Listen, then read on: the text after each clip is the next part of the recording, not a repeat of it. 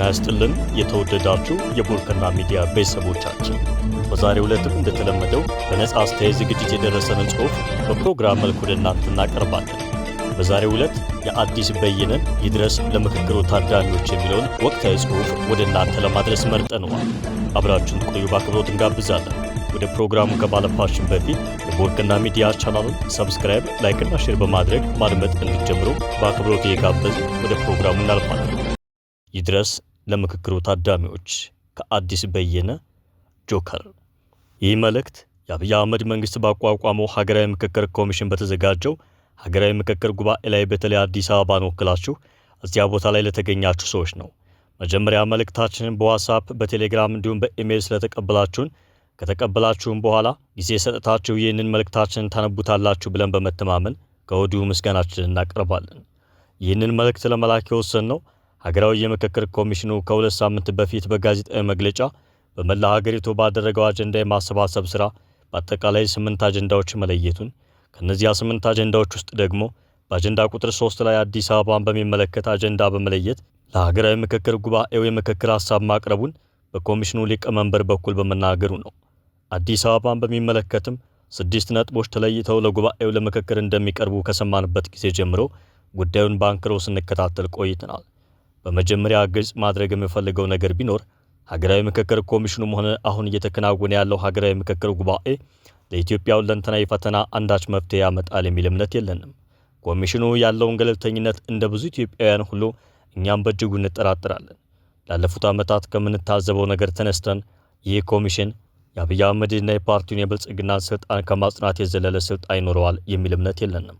ይህንን መልእክት ከላክንላቸው ሰዎች አንዳንዶቻችን ኮሚሽኑ ባዘጋጃቸው አንዳንድ አጀንዳ የማሰባሰብ ጉባኤዎች ላይ የመገኘት አጋጣሚ አግኝተን እንደታዘብ ነው ጉባኤዎቹ በአጠቃላይ በካድሬዎችና በስርዓቱ አቀንቃኞች የሚዘወሩ ተራ ድራማዎች መሆናቸውን ማስተዋል ችለናል።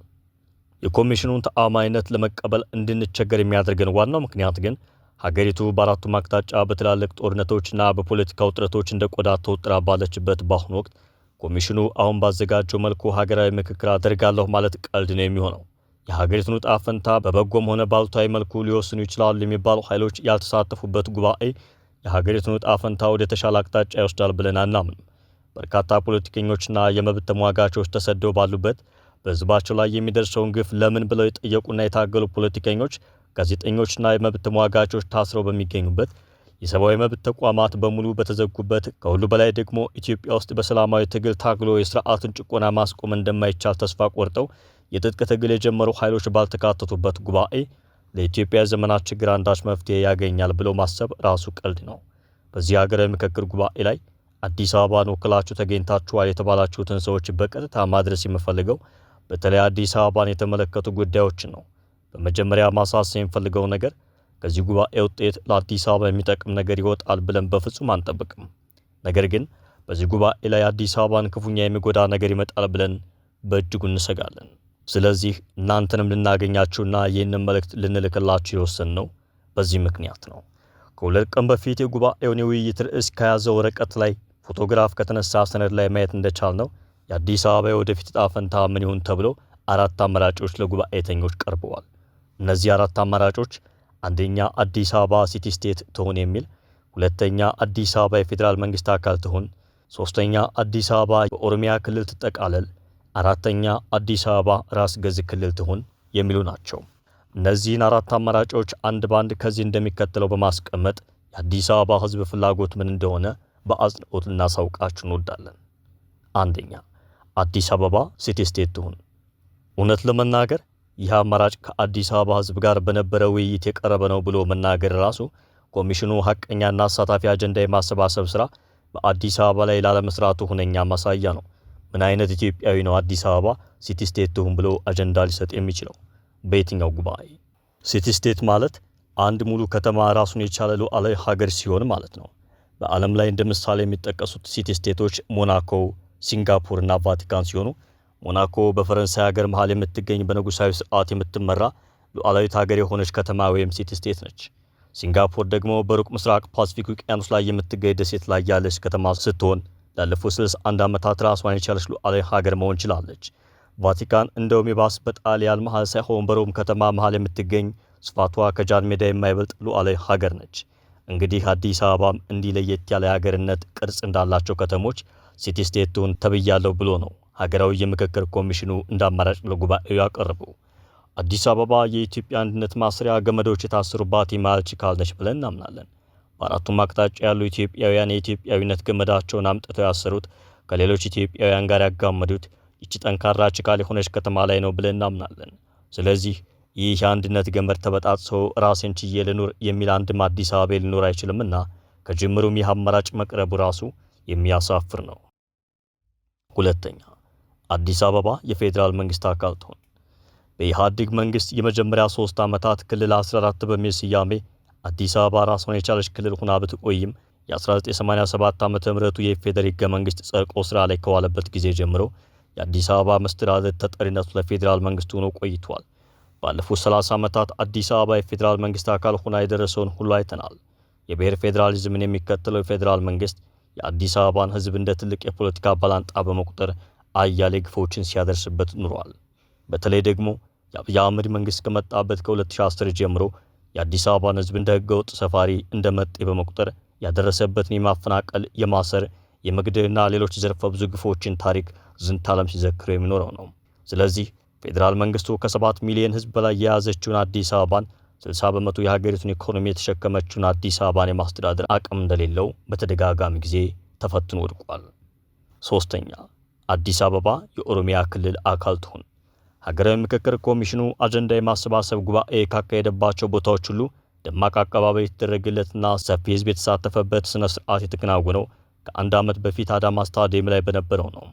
በዚያ ስታዲየም ላይ በመቶ ሺዎች የሚቆጠሩ ሰዎች በተሰበሰቡበት የኦሮሚያ ህዝብ አጀንዳ ናቸው ተብለው በርካታ ጉዳዮች በንባብና በጽሁፍ ለኮሚሽኑ ተወካዮች ቀርበዋል።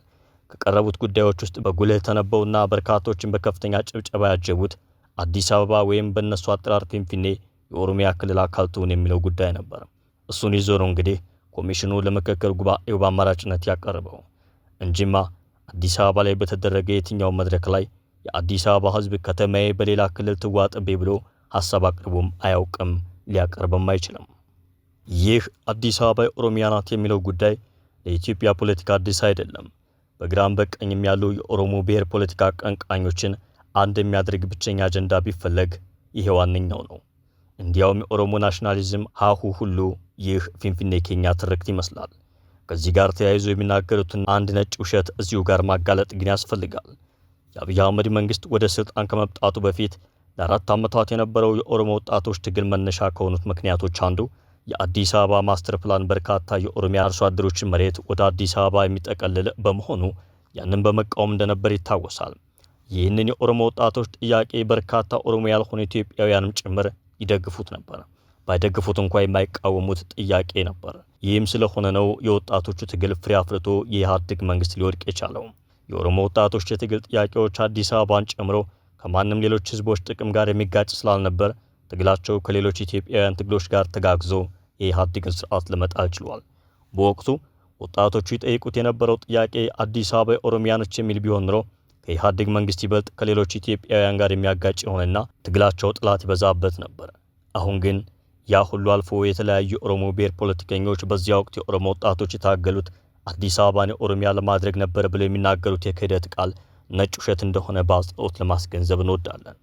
ይህ አዲስ አበባ የኦሮሞ ነች የሚለውና አብዛኛዎቹ የኦሮሞ ብሔር ፖለቲካ ኃይሎች ላለፉት ብዙ ዓመታት ሲያቀነቅኑት የቆዩት ሀሳብ ምንም ታሪካዊ መሰረት የሌለውና በጭፍን ፖለቲካ ልቦለድ ታሪክ የተገነባ ነው። ይህ ሀሳብ ተደጋግሞ ስለተነገረ ብቻ እውነት ከመምሰል አልፎ እነሆ ለሀገራዊ ምክክር ጉባኤ በአማራጭነት ቀርቧል ሲባል መስማት የኢትዮጵያ ፖለቲካ ምን ያህል አስቸጋሪ ቅርቃር ውስጥ እንደገባ ጉልህ ማሳያ ነው። አዲስ አበባ ከተማ ኦሮሚያ ክልላዊ መንግስት ከመፈጠሩ እጅግ በርካታ ዓመታት በፊት የተፈጠረች ሆና ሳለ የዛሬ 35 ዓመት የተፈጠረ ክልል ይጠቅልላት ብሎ መጠየቅ ራሱ የሚያሳፍር በመሆኑ በእኛ በአዲስ አበባዎች ዘንድ በፍጹም ተቀባይነት የለውም። አራተኛ፣ አዲስ አበባ ራሷን የቻለች ራስ ገዝ ወይም ክልል ትሆን።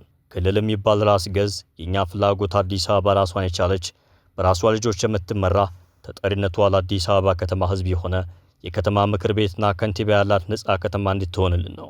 ይህ ደግሞ ለከተማችን የዘመናት ፈተና ብዙ አማራጭ እንደሆነ ነው የምናምነው።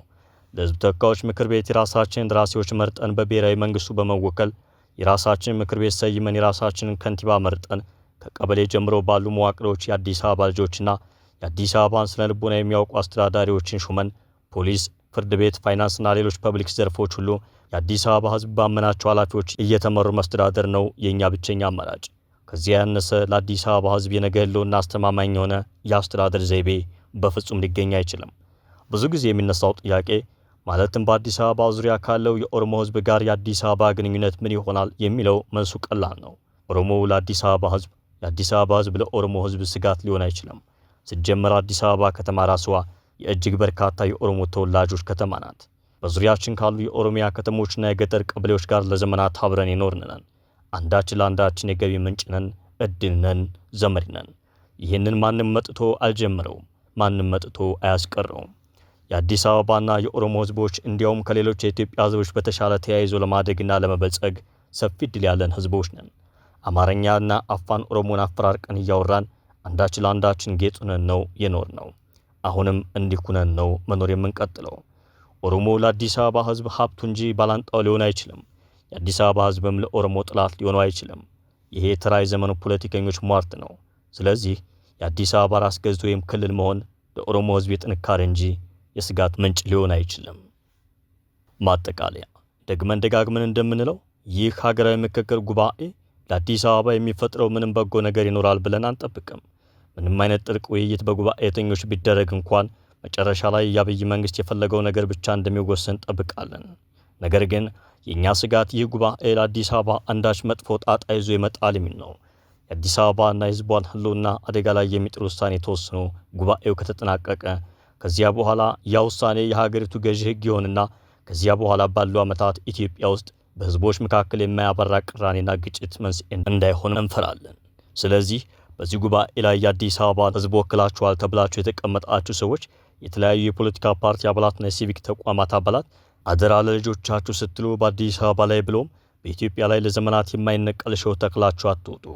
የእሾህ ተከላው ታሪክ አካል አትሆኑ። ከዚያ ይልቅ እንዲያውም በጉባኤው ላይ እየተሰራ ያለውን አሻጥር ከወዲሁ ለሀገርና ለዓለም አጋልጡ። አስፈላጊም ከሆነ ጉባኤውን ለቃችሁ በመውጣት ተቃውሟችሁን አሳዩ። ከዚያም ህዝብ ብሎም መላው ዓለም ማወቅ አለበት የምትሉትን አሻጥር ሁሉ በአደባባይ ተናገሩ። ታሪክ ስሩ እንጂ ሴረኞች ታሪክ አይስሩባችሁ። እግዚአብሔር ኢትዮጵያን ይባርክ። እግዚአብሔር አዲስ አበባን ይባርክ። ክቡራትና ክቡራን የቦርከና ሚዲያ ቤተሰቦቻችን የዕለቱ የነጻ አስተያየት ዝግጅት በዚህ መልኩ ተጠናቀቀ። አብራችሁን ስለነበራችሁና ስላደመጣችሁን ከልብ እናመሰግናለን። አድማጮቻችን፣ በነጻ አስተያየት መድረክ ላይ የሚወጡ ጽሑፎች የጸሐፊውን እንጂ የቦርከናን አቋም እንደማያንጸባርቁ ለመግለጽ እንወዳለን። እናንተም በነጻ አስተያየት መድረክ ላይ ሐሳባችሁን ማድረስ ስትፈልጉ @ZBoርከና የኢሜል አድራሻችን ማድረስ ትችላላችሁ። ጤና ይስጥልኝ።